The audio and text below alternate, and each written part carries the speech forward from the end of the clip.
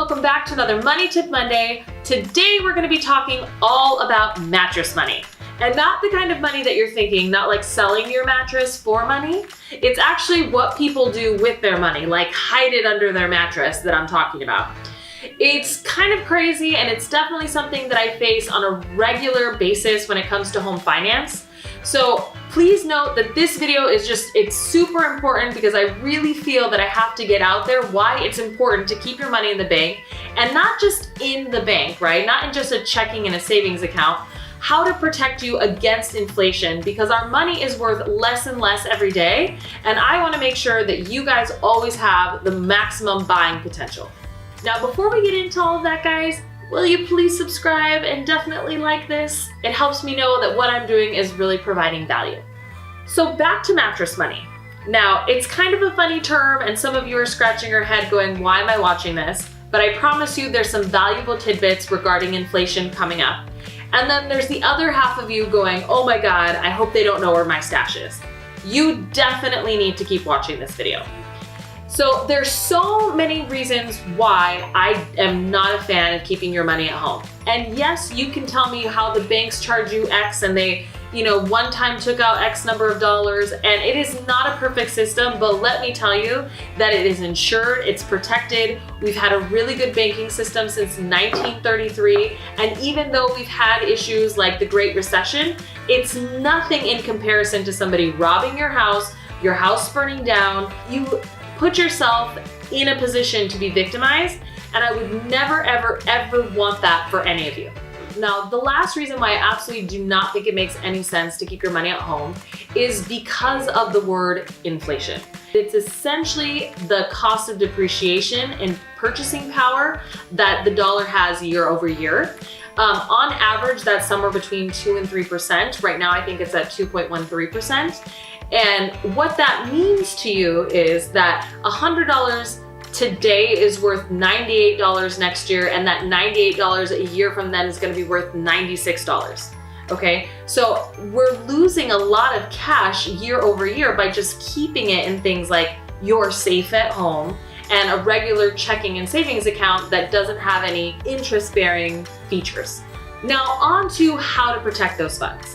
Now, if you're somebody who wants to save your money at home, typically that's a very fear-based decision, and I'm not here to radically change your mind about anything, but I think the radical idea is getting your money into the bank, so we're gonna stop there as step one. But what we want to do also is teach you the secure ways of keeping your money intact, because essentially I believe that that's the fundamental choice, right? That's the decision you're making when you're trying to keep the money at home, is that you want to keep all of it.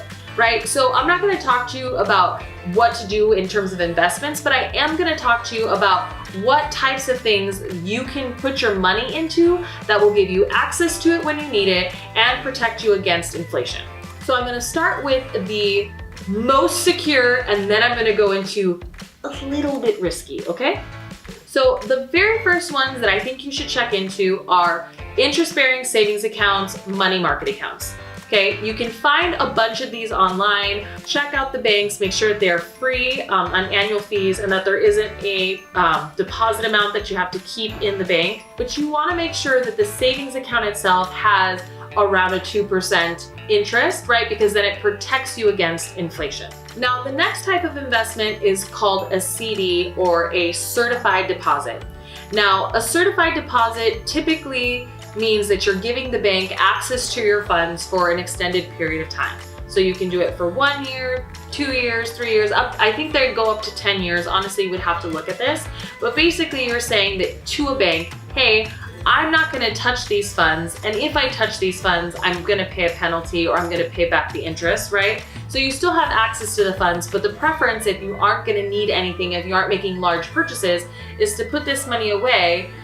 They do pay higher interest than your traditional savings accounts, obviously, because you're saying you're not going to touch the funds anywhere. Again, interest rates between 2% to in the 3s. So our third and final thing to protect your money against inflation is probably the riskiest, because I'm talking about investing in a security.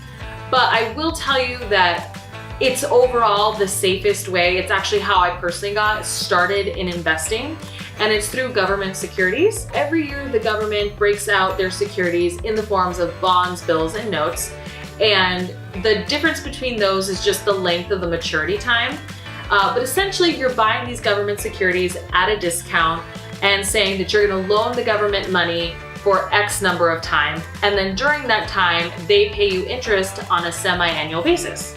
Now, what makes it such a great investment is that it's slow and steady growth, but also a little risky because we've seen things like the Great Recession a couple years ago. So that will ebb and flow, but like I say with all things, the government is a pretty long-term, steady investment. And I mean, God forbid, if it ever came to hard times, we just know they're gonna print out more money. That was a joke. So I know this video had a ton of information regarding, mattress money and inflation and what to do to protect your funds. And I hope that if you need to watch it more than once, you're getting some information for how to best protect you in the future. And it's educating you on a topic that we hear all the time. So if you have any questions about this, if you want to know how this impacts your home loan because you might have a secret stash, just go ahead and give me a call. We'll work it out.